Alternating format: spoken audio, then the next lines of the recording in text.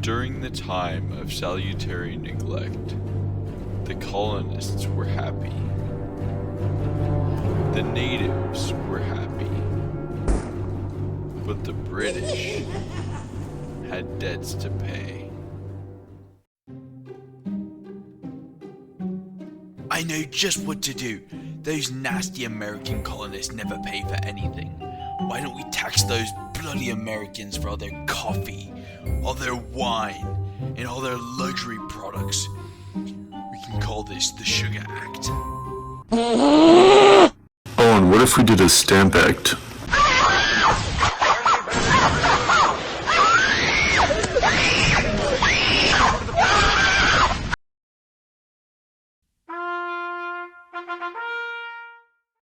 Hear ye, hear ye, hear ye. On this day, the British Parliament shall collect taxes from coffee, wine, and luxury products under the Sugar Act and shall tax on paper products in the colonies under the Stamp Act. Any countryman who does not abide by these acts will be tried for treason. Taxation without representation. Taxation without representation. Taxation without representation. You know what? They do have a point. Very well. We'll drop the Stamp and Sugar Act. Time for the Declaratory Act, baby.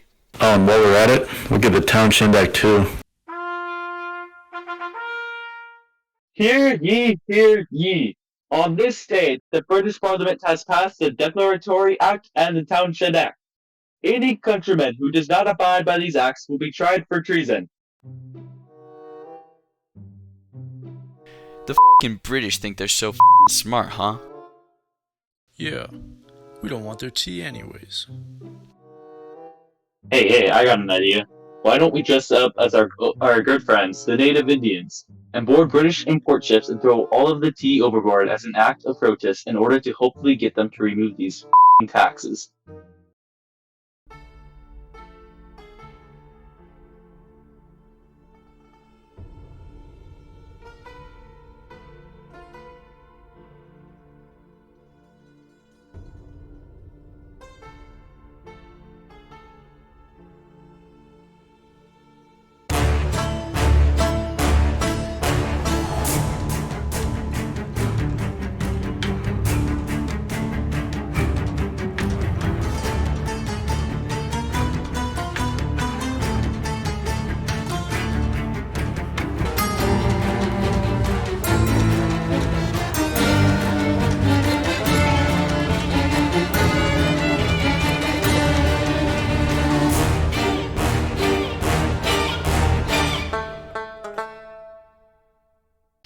If the Americans want to play, we'll play.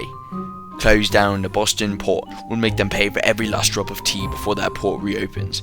It's time we put an end to these acts of defiance once and for all. The colonists in Boston have crossed the line, and we cannot allow their disregard for British authority to continue unchecked. By shutting down their port, we send a clear message that such acts of rebellion will not go unpunished. The British Parliament's decision to close the port of Boston was met with outrage and indignation among the American colonists. This move, seen as an overbearing response to the Boston Tea Party, only fueled the flames of discontent that had been smoldering for years. This is an outrage. They shut down our port, our livelihoods. We can't let them get away with this. We face an intolerable act, an affront to our rights as Englishmen. We must respond with unity. We must do something about this. A boycott of British goods, perhaps? Yes, and we must reach out to our fellow colonists in the other provinces. Let them know we haven't tolerated this oppression. The Boston Tea Party took place on December 16, 1773 in Boston, Massachusetts. It was a significant event in American history during the lead-up to the Revolutionary War. A group of American colonists, frustrated by British taxation without representation, particularly the Tea Act of 1773, boarded 3 British ships, the Dartmouth, the Eleanor, and the Beaver. Disguised as Native Americans to conceal their identities, they proceeded to dump 342 chests of British tea into Boston Harbor. This act of protest resulted in the coercive or intolerable acts, which had the reverse effect of uniting other colonies in the resistance movement.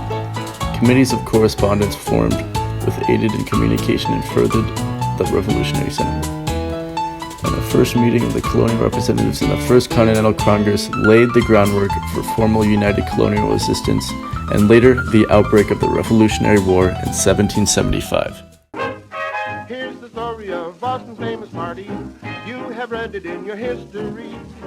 Now we're going to give you the latest lowdown about a score of fellas who went out on a spree. There were 20 men, hardy-looking Yankees, dressed in feathers the Indian way. They were out to show coming generation how they throw a party up in Boston Bay.